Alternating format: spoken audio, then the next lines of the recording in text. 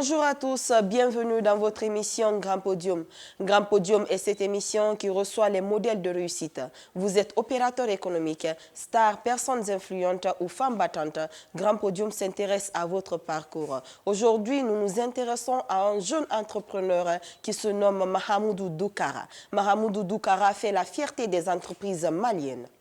Jeune, courageux et ambitieux, Mahamadou Doukara est un entrepreneur malien qui évolue dans la pisciculture. Titulaire d'une licence en zootechnie, l'homme est le CEO de l'entreprise Maliba Aquaculture. Passionné par la pisciculture, Doukara créa son entreprise en 2020 avec un montant de 37 000 francs CFA. De nos jours, Mahamadou Doukara, avec une expérience de 7 ans, combine plusieurs activités, à savoir la production, la transformation et la commercialisation des silures, le fumage de poulet, de poissons tchèques roulés, la vente d'aliments, la formation à pisciculture sont autres activités qu'exerce l'homme. Bonjour, Monsieur Doukara. Bonjour madame. Vous allez bien? Ça va, Dieu merci. Dieu merci. Monsieur Doukara, vous êtes le PDG de l'entreprise Maliba Aquaculture. Oui. Présentez-vous. Ok. Je suis Mamadou Doukara, diplômé d'une licence en zootechnie de l'Hyper-Ifra de Katipou, spécialiste en pisciculture. J'ai 7 ans d'expérience sur le terrain en pisciculture. Je préfère le mot promoteur. PDG c'est trop lourd pour moi. Alors, promoteur de Maliba Aquaculture et de Tchakoulin Phare. Voilà, Maliba Aquaculture, c'est la société. Tchakoulin Phare, c'est notre premier projet qui est focalisé sur la chaîne de valeur silure. C'est-à-dire, nous produisons, on transforme et puis on commercialise. Voilà, avec une technique plus améliorée qui est différente de ce que nous avons sur le marché, que nous avons l'habitude de voir. À la différence, nous transformons avec un fumoir à gaz bien adapté. La conception a été faite par des professionnels et les techniques d'hygiène sont vraiment respectées, voilà, pour préserver la santé de nos consommateurs. Maliba Aquaculture est sur la formation, l'installation des fermes piscicoles, placement des personnels sur les fermes, vendre des matériels piscicoles et que ce soit des alevins, des aliments, on est sur tout ça en fait. Ok, vous rebondez un peu sur la question qui allait suivre juste après l'idée de se lancer dans la pisciculture. Donc, d'où vient l'idée de se lancer dans la pisciculture? D'accord. Comme je disais tout à l'heure, je suis sortant d'une école où on a vraiment appris toutes les élevages, je vais dire, et que ce soit aquiniculture, apiculture, comme on appelle ça, l'aviculture. Voilà, on a appris un peu de tout ça. Mais moi, le premier jour, on a commencé avec le cours de pisciculture, le module.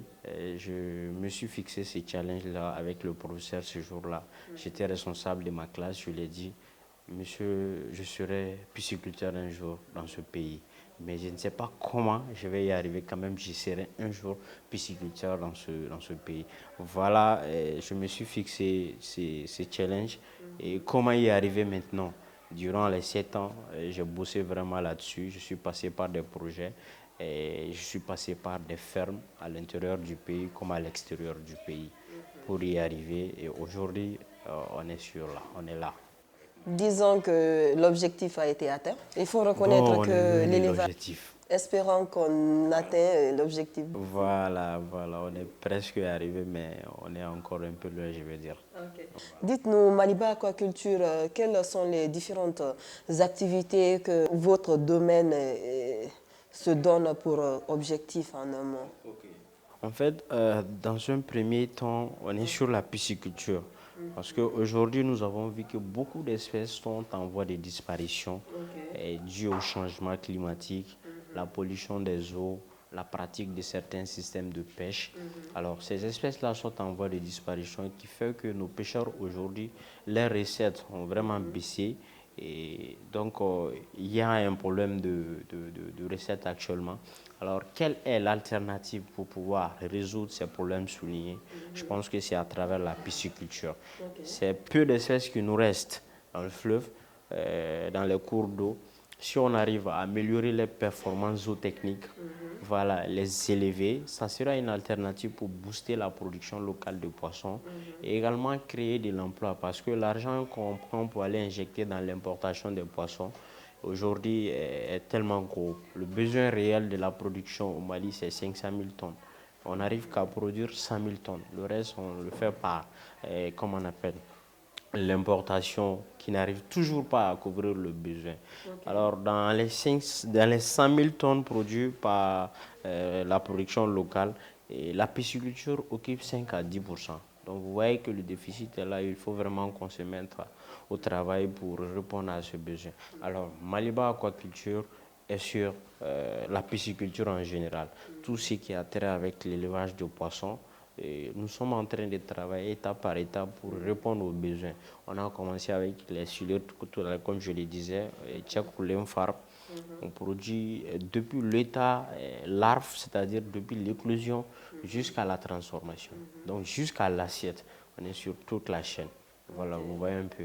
Maliba Aquaculture maintenant est en train de travailler maintenant. On travaille sur le tilapia, la carpe et tout ce qui est espèce d'élevage, que ce soit les capitaines. Nous allons travailler sur tout ça dans les jours à venir pour pouvoir répondre à ce besoin qui est là, afin de booster la production locale.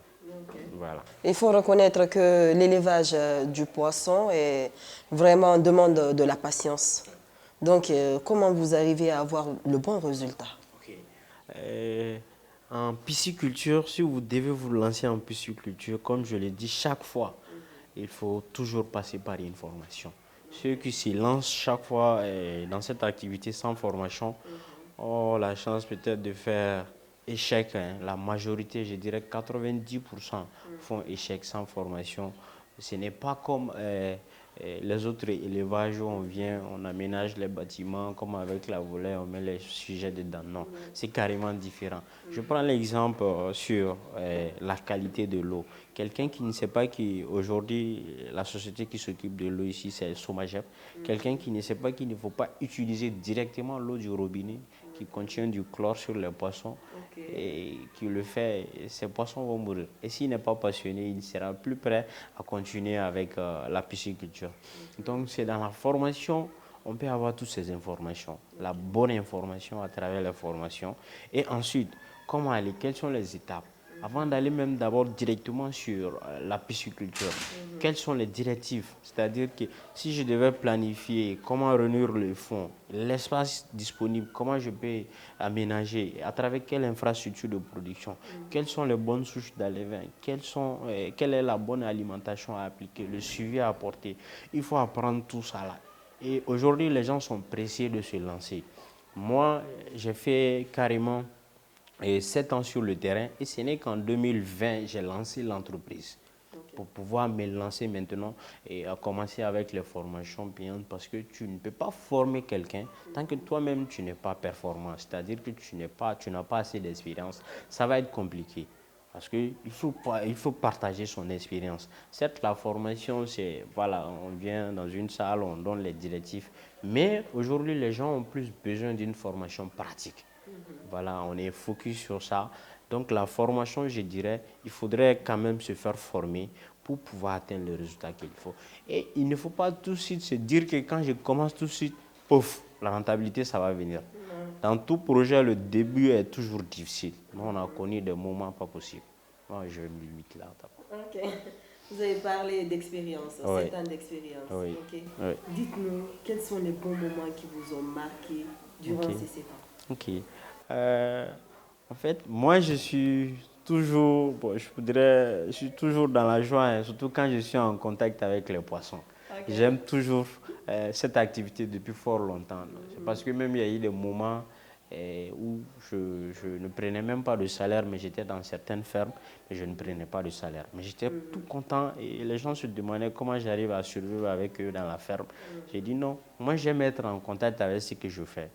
Donc je peux dire que en fait c'est le feeling que j'ai, surtout quand je suis dans les fermes. Maintenant, côté activité, le moment qui m'a beaucoup plu, c'est quand j'ai lancé Tchèkoulem Farm, comme je l'ai dit. On a lancé Tchèkoulem Farm avant Maliba Aquaculture. Mais quand on a lancé Tchèkoulem Farm, les feedbacks qu'on a reçus, les retours, c'est-à-dire que quand on est parti avec le premier échantillon de produits sur le marché, les retours des clients, ah, c'est un bon projet, c'est innovant, voilà, ils nous ont encouragés en fait. Moi, ça m'a encore donné davantage de confiance en soi pour que voilà, les obstacles qui vont se poser encore de les surmonter. Donc ça, c'est la motivation, la détermination, je l'ai eu à travers ces feedbacks-là surtout, qui m'ont beaucoup plu. Les motivations, oui, c'est intéressant, surtout pour un jeune entrepreneur. Il faut reconnaître également que derrière chaque réussite se cachent des obstacles. Parlez-nous de vos obstacles que vous avez rencontrés. Je pense que ça ne finit pas. Voilà. Puisqu'on aurait appris que votre ferme avait pris feu. Vous avez deviné déjà, au moment où on a commencé avec la transformation du poisson fumé, et un jour, parce que j'ai débuté à la maison. Voilà, comme je l'ai dit, je l'ai commencé avec 37 500. Je l'ai débuté à la maison. Je n'avais même pas de fumoir au départ. J'ai transformé sur quelqu'un d'autre. Mais quand j'ai pu avoir le fumoir, un jour j'étais dans la production et je peux dire que tout mon fumoir, comme on appelle, tout le fond de roulement, c'est-à-dire tout ce qu'on avait mis dans la production ce jour-là, tout a brûlé un coup. Donc voilà, j'ai fait carrément une semaine. Je suis passé à côté du fumoir, j'ai regardé le fumoir, j'ai dit bon, tomber c'est vrai, mais ne pas se relever c'est autre chose. Et c'est là que je suis revenu. Et il faut retenir que ici au Mali, les gens n'ont pas l'habitude de travailler avec les fumoirs à gaz. Donc c'est un modèle que nous-mêmes nous avons vulgarisé en fait, de la conception depuis le départ jusqu'à maintenant. Tous les fumoirs que vous voyez sur le site ici, on a pris le temps de travailler sur les modèles afin d'avoir une meilleure version. Voilà, donc chaque fois nous sommes en train d'améliorer. Et une fois qu'on aura la meilleure version, nous allons également la mettre à la disposition de la population, former les gens par rapport à cette bonne technique de production, et afin que nous puissions vraiment ensemble contribuer à l'autosuffisance alimentaire et pourquoi pas la sécurité alimentaire. C'est possible. C'est possible. Oui. Surtout au Mali. Oui. Puisque quelqu'un disait qu'au Mali, on peut réussir. Oui. Donc, imitons ce jeune entrepreneur vraiment qui fait la fierté des entrepreneurs maliens. Oui. Monsieur Doukara, on reste toujours ensemble. Okay. On vous rappelle que vous êtes dans votre émission Grand Podium. Grand Podium est cette émission qui reçoit les modèles de réussite, les entrepreneurs, les opérateurs économiques, les stars, les femmes battantes et les personnes influentes. Aujourd'hui, nous sommes avec ce jeune entrepreneur vraiment qui fait du wow à Bamako. Monsieur Doukoura, oui. Dites-nous, quelles sont vos sources de revenus? En fait, quand on parle d'entrepreneuriat, tout de suite, les gens pensent directement au financement. Il faut chercher le financement de gauche à droite. Non. Quand on veut se lancer, il faut commencer toujours par ce qu'on a. Voilà. Donc, nous, nos sources de revenus, tout ce qu'on a aujourd'hui, c'est grâce aux investissements, grâce aux recettes qu'on a pu avoir à travers nos activités. Jusqu'à présent, on est encore sur fonds propres. Si ce n'est pas tout derrière moi, nous avons pu avoir 2 millions seulement avec un projet. C'était 4 millions, on n'a même pas pu avoir la totalité jusqu'à présent. Donc c'est seulement 2 millions que nous avons peut-être complété pour réaliser le projet qu'on voulait faire au champ. On a fait le forage, équipé tout, et aménagé, comme on appelle, des maisonnettes pour les gardiens, les infrastructures de base pour vraiment assurer une production. On est sur ça. Bon, pour le moment, à part ce fonds-là, tout ce que nous avons investi dans l'entreprise, c'est à travers les recettes qu'on a eues, dans nos ventes, tout, dans les prestations de services, tout ce qu'on vend. Et quand on gagne un peu pendant un temps, on réinvestit encore pour pouvoir aller de l'avant. Ce qui fait qu'aujourd'hui, voilà. Cela va sans dire que vous n'aviez pas de partenaire financier. Pour le moment, non. Donc, pour ces partenaires financiers qui nous regardent, pour ces personnes de bonne volonté qui suivent cette émission, il faut vraiment inciter ces jeunes vraiment à faire du bien et encore à faire ce qu'ils veulent. Parce que là, ce n'est pas donné à tout le monde d'investir, surtout dans un pays africain comme le nôtre. C'est pas facile. Donc, on disait que vous êtes jeune entrepreneur. Quel appel avez-vous à lancer à ces jeunes qui veulent emboîter vos pas? L'appel que j'ai à lancer à mes frères et sœurs, aujourd'hui, le potentiel est là. Surtout, je prends l'exemple sur notre pays, le Mali. Aujourd'hui, le Mali a assez de terres cultivables. Et je peux dire, la potentialité qui est là, c'est surtout dans le secteur agricole grand A. Et quand on prend l'agriculture grand A, on retrouve la pêche dedans, l'élevage, la foresterie, tout en fait.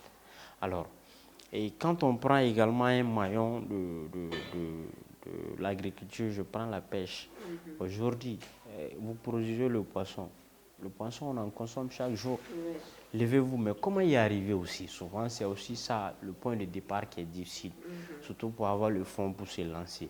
C'est pourquoi aujourd'hui, grâce même au bas-sol que vous voyez, avant, on ne pouvait pas produire du poisson en étant dans les habitations, surtout dans les maisons, à l'intérieur de la ville. Mais aujourd'hui, avec un capital de démarrage de 300 000 francs, on a non seulement les alevins qu'on appelle le petit poisson, on a le bac hors sol, l'infrastructure de production, on a l'alimentation pour couvrir le cycle d'élevage. Donc vous voyez, tout est devenu facile, ce qui était quasiment impossible dans le passé au Mali. Alors le potentiel est là. Dans le secteur agricole encore, je prends exemple sur la production végétale. Aujourd'hui, les légumes, on en consomme chaque jour. La terre est là, la terre cultivable. Donc il faut s'élever, se faire former en un premier temps. Après la formation, allez-y maintenant, foncez avec ce que vous avez. Si vous n'avez pas de parcelle, c'est sûr qu'il y a quelqu'un qui a une parcelle déjà qui a de l'eau. Allez-y négocier avec lui, même si vous devez louer une partie pour commencer. Il faut toujours commencer. L'essentiel, de passer à l'action. Quand vous passez à l'action, le reste, ça va venir. Quand quelqu'un vous voit à l'action et qu'il veut vous aider, c'est plus facile à vous aider. Mais quand vous êtes à la maison, vous prenez du thé, qui viendra vous aider là-bas? Personne. Donc il faut s'élever, la potentialité est là, levons-nous, bossons, formons-nous d'abord avant de commencer parce que la majorité de ceux-là qui commencent en formation, c'est toujours un problème. Surtout dans le secteur agricole, il faut la formation. Donc voici un peu l'appel que j'ai à lancer à mes frères. On a beaucoup de problèmes dans nos sociétés aujourd'hui. Et si chacun essayait de faire face à un problème, je pense qu'ensemble, nous allons assurer le développement que nous cherchons tant. Et notre président, il a dit, il dit la jeunesse, si je suis, c'est que vous avez échoué. Ça veut dire que c'est toute la jeunesse qui a échoué. Alors, la jeunesse peut faire quoi? C'est de bosser. Et aujourd'hui, l'État n'a pas la possibilité de prendre tout le monde. Alors, qu'est-ce qu'on peut faire pour créer de l'emploi pour nous? C'est à travers l'entrepreneuriat. Voilà. Donc, voici un peu le message que j'ai à lancer à mes frères et sœurs qui veulent surtout emboîter notre pas. Voilà. Lèvons-nous, bossons, ce sont les termes de M. Mahamoudou Doukara. C'est sur ces mots qu'on va se dire au revoir au compte de ce numéro. La production a été assurée par Fantastic Prod. À tous, merci de l'avoir suivi et à la prochaine.